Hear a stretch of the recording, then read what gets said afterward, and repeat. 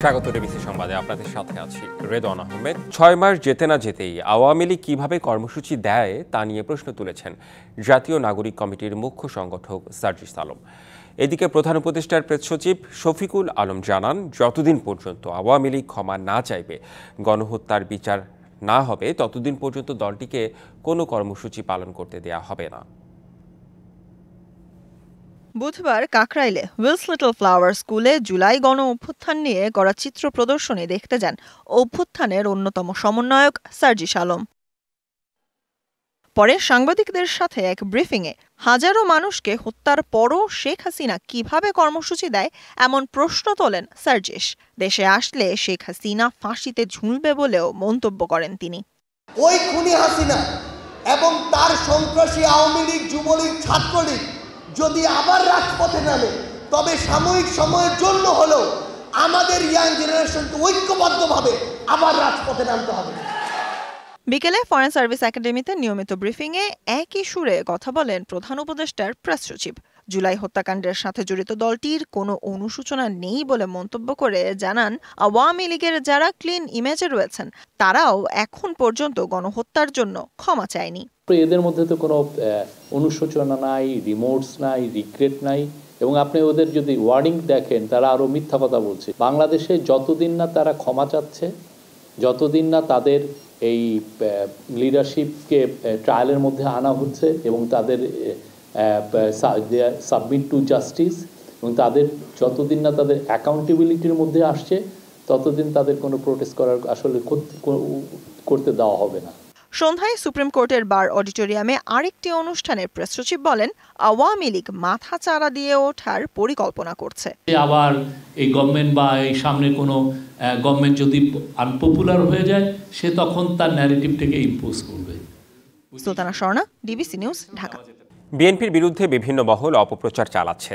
ষড়যন্ত্র হচ্ছে দেশের ভেতরে ও বাইরে। তবে এসব করে বিএনপিকে দমিয়ে রাখা যাবে না বলে হুঁশিয়ারি দিয়েছেন দলটির ভারপ্রাপ্ত চেয়ারম্যান তারেক রহমান। জনগণের আস্থা নষ্ট হয় এমন কাজ থেকে বিরত থাকতেও দলের নেতাকর্মীদের প্রতি নির্দেশ দেন তিনি। সন্ধ্যায় ঝিনাইদহ, যশোর ও নড়াইল জেলা বিএনপি আয়োজিত রাষ্ট্র কাঠামো মেরামতে ৩১ দফা ও জনসম্পৃক্তি শীর্ষক এক কর্মশালায় ভার্চুয়ালি যুক্ত হয়ে এসব কথা বলেন তারেক রহমান। এটার জন্য বড় একটা ইনফ্রাস্ট্রাকচার লাগে। বলেন, বিএনপির ভাবনায় শুধুই জনগণ। ৩১ দফা বাস্তবায়নের মাধ্যমে সকল জুলুম নির্যাতনের জবাব দেবে বিএনপি। এই ৩১ দফার মাধ্যমে আমরা দেশের পরিবর্তন ঘটাতে চাই, শুভ পরিবর্তন, পজিটিভ পরিবর্তন, যেটি মানুষ প্রত্যাশা করে। এই পরিবর্তনের জন্য আমাদের নিজেদেরকে প্রস্তুত হতে হবে, আমাদের মন মানসিকতার পরিবর্তন ঘটাতে হবে। প্রথমে জুলাই গণ অভ্যুত্থানের শহীদ ও গত ১৬ বছর গুম খুনের শিকার ভুক্তভোগী পরিবারের উদ্দেশ্যে তারেক রহমান বলেন, আন্দোলনে শহীদদের রাষ্ট্রীয় মর্যাদা দেয়া হবে, রাষ্ট্রীয়ভাবে তালিকা হবে শহীদ ও আহতদের। আমরা প্রতিশোধ নিতে চাই, আমি প্রতিশোধ নিতে চাই এই ৩১ দফাকে বাস্তবায়ন করার মাধ্যমে। যারা বাংলাদেশকে দাবিয়ে রাখতে চায় তাদের বিরুদ্ধে আমাদের প্রতিশোধ সফল হবে। জুলাই গণ অভ্যুত্থানের শহীদদের স্মরণে নিজ নিজ এলাকায় স্থাপনা তৈরি ও নামকরণ করারও ঘোষণা দেন তারেক রহমান। আমরা ভালো থেকে ভালো করতে সক্ষম হব। মাহফুজা বৃষ্টি, ডিবিসি নিউজ, ঢাকা। একদিকে অনিশ্চয়তায় বিনিয়োগ পরিস্থিতি খারাপ, কমেছে কর্মসংস্থান। অন্যদিকে মজুরির তুলনায় মূল্যস্ফীতি দ্বিগুণ। অর্থনীতির এমন বাস্তবতা তুলে ধরে দ্রুত গণতান্ত্রিক প্রক্রিয়ায় ফেরার তাগিদ দিয়েছে সিপিডি।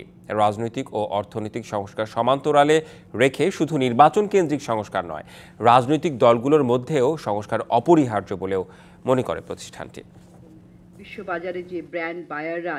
বাংলাদেশের অর্থনীতি ২০২৪-২৫ সংকটময় সময়ে প্রত্যাশা পূরণের চ্যালেঞ্জ শীর্ষক মিডিয়া ব্রিফিং ধানমন্ডি কার্যালয়ে।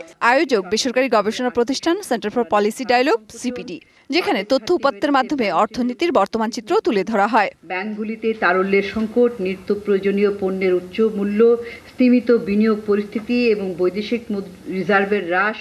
প্রতিষ্ঠানটি বলছে, অন্তর্বর্তী সরকার অর্থনৈতিক সংস্কারে বিভিন্ন পদক্ষেপ নিলেও জনজীবনে স্বস্তি দিতে পারেনি। মজুরির তুলনায় মূল্যস্ফীতি দ্বিগুণ, বাজার নিয়ন্ত্রণে কঠোর হতে পারেনি সরকার, রাজস্ব আয়ে ব্যাপক পতন। সিপিডি মনে করে অর্থনীতির উন্নতি নির্ভর করছে রাজনৈতিক সংস্কারের উপর। রাজনৈতিক সংস্কার আর অর্থনৈতিক সংস্কারের মধ্যে তো আর বৈপরীত্য নাই, একটা আরেকটার সাথে আমার মনে হয় যে সমান্তরাল ভাবেই চলতে হবে। আমাদের রাজনৈতিক সংস্কারও করতে হবে, অর্থনৈতিক সংস্কারও করতে হবে। রাজনৈতিক অনিশ্চয়তায় বিনিয়োগে মন্দা, কর্মসংস্থান কমেছে। সামনে এগোতেই নির্বাচনে যাওয়া দরকার বলে মনে করে সিপিডি। যখন আপনার জনগণের ম্যান্ডেট থাকে না, তখন কিন্তু বেশি দিন কোনো সরকার থাকতে পারে না। তো সেই জন্যই তাই বলা হচ্ছে অন্তর্বর্তীকালীন একটা ট্রানজিশন পিরিয়ডের মধ্যে। তো ওই ট্রানজিশন পিরিয়ডের সাথে অনিশ্চয়তা একটা ওতপ্রোতভাবে জড়িত। এটা আপনি ব্যবসায়ের ক্ষেত্রে বলেন, আপনার আমার ব্যক্তিগত পর্যায়ে অনেক সিদ্ধান্তও কিন্তু নির্ধারিত হয় এই অবস্থার প্রেক্ষিতে। এবং ব্যবসা কিংবা বিনিয়োগ কখন হয়, নিশ্চয়তাটা, স্টেবিলিটি খুবই ইম্পর্টেন্ট। স্বাভাবিক অবস্থায় ফিরতে লাইফ সাপোর্টে থাকা ব্যাংকগুলো বন্ধ করে দেওয়ার সুপারিশ প্রতিষ্ঠানটির। 2024 সালের সেপ্টেম্বর পর্যন্ত খেলাপি ঋণ চলতি অর্থ বছরে শিক্ষা ও স্বাস্থ্য খাতে বরাদ্দের চেয়ে 2.7 গুণ বেশি। খেলাপি হলো কিন্তু সে আরেকটা ব্যবসার নামে ঋণ নিচ্ছে, কিন্তু আসলে একই ব্যক্তি। তো এই ধরনের একই অর্থনীতির এমন বেহাল দশায় ব্যয়ের লাগাম টেনে ধরতে সরকারকে মহার্ঘ ভাতা দেওয়ার সিদ্ধান্ত থেকে সরে আসার পরামর্শ দিয়েছে সিপিডি। নেওয়ার কথা আমরা শুনছি। মেহের মনি, ডিবিসি নিউজ, ঢাকা। সুধা সদন আবাসিক ভবনকে কিভাবে প্রাতিষ্ঠানিক নিবন্ধন করা হয়েছে সেটি খতিয়ে দেখবে দুদক। সূচনা ফাউন্ডেশনে কর মুক্তি দেওয়ার বিষয়টিও খতিয়ে দেখতে রাজস্ব বোর্ডের কাছে তথ্য চাইবে সংস্থাটি। বুধবার দুপুরে ধানমন্ডির 5 নম্বরের রোডের 54 নম্বর বাসাটিতে অভিযান চালায় 4 সদস্যের দুদকের একটি দল। সূচনা ফাউন্ডেশনের প্রতিষ্ঠাতা ও সভাপতি সাইমা ওয়াজেদ পুতুল সাবেক প্রধানমন্ত্রী শেখ হাসিনার কন্যার বিরুদ্ধে জালিয়াতের মাধ্যমে অর্থ আত্মসাতের বিষয়টি খতিয়ে দেখতেই এই অভিযান। এই প্রতিষ্ঠানটির বিষয়ে সমাজ কল্যাণ থেকে যে তথ্য পেয়েছে সেখানে সূচনা ফাউন্ডেশনের ঠিকানা দেয়া আছে ধানমন্ডি 5 নম্বর রোডের 54 নম্বর বাসাটির, কিন্তু সরেজমিনে এর কোনো অস্তিত্ব পায়নি দুদক। এর আগে পূর্বাঞ্চলে 10 কাঠা প্লট জালিয়াতির অভিযোগ সাইমা ওয়াজেদ পুতুলের বিরুদ্ধে মামলা করে সংস্থাটি। অফিসিয়ালি যে ঠিকানা দেওয়া জেলা রেজিস্ট্রেশন কার্যালয় থেকে তারা যে নিবন্ধনটি নিয়েছে সেই ঠিকানা অনুযায়ী আমরা যাচাই করতে এসেছি। তো আমরা এসে এখন দেখলাম যে সেই ঠিকানায় প্রতিষ্ঠানসমূহ নাই। তাদের যে করমুক্ত করার যে বিষয়টা এসআরও জারি করার মাধ্যমে সেটা আমরা পরবর্তীতে যাচাই করব। সামাজিক যোগাযোগ মাধ্যমে চট্টগ্রামের বায়েজিদ বোস্তামি থানার ভারপ্রাপ্ত কর্মকর্তাকে পেটানোর হুমকি দিয়েছেন সাজ্জাদ হোসেন নামের এক ব্যক্তি।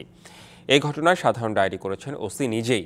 মঙ্গলবার রাত 10:39 নিজের ফেসবুক আইডিতে লাইভে এসে ওসি আরিফ হোসেনকে হত্যার হুমকি দেন সাজ্জাদ।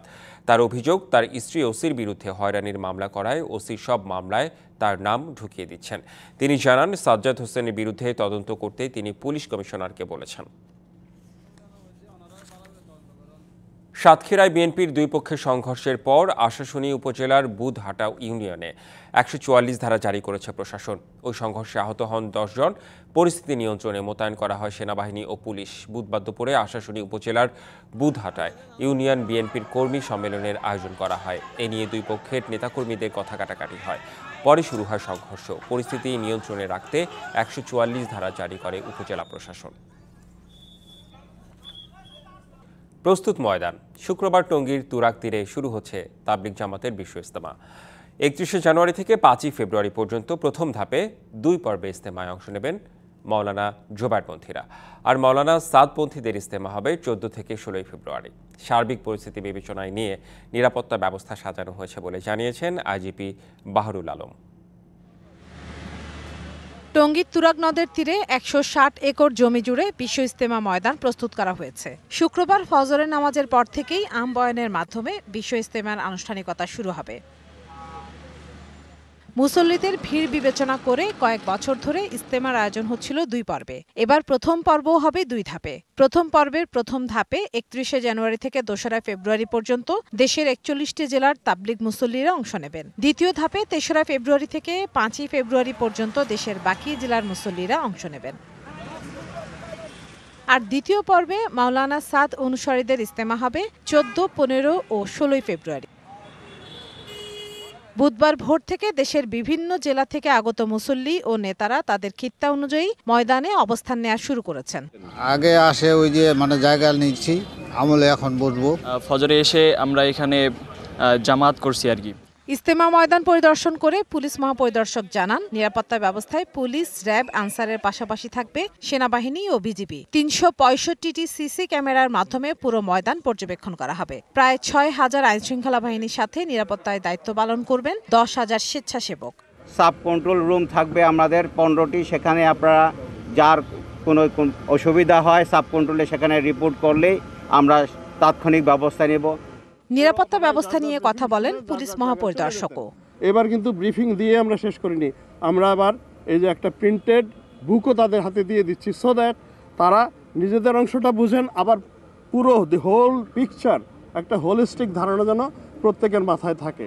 তাবলিগ জামাতের ভেতরের দ্বন্দ্ব সংঘাত যেন ইজতেমা ময়দানে ছড়িয়ে না পড়ে সেদিকে সতর্ক অবস্থানে থাকবে আইন শৃঙ্খলা রক্ষাকারী বাহিনী। নির্বিঘ্নে সব আয়োজন সম্পন্ন হবে এমন প্রত্যাশা সবার।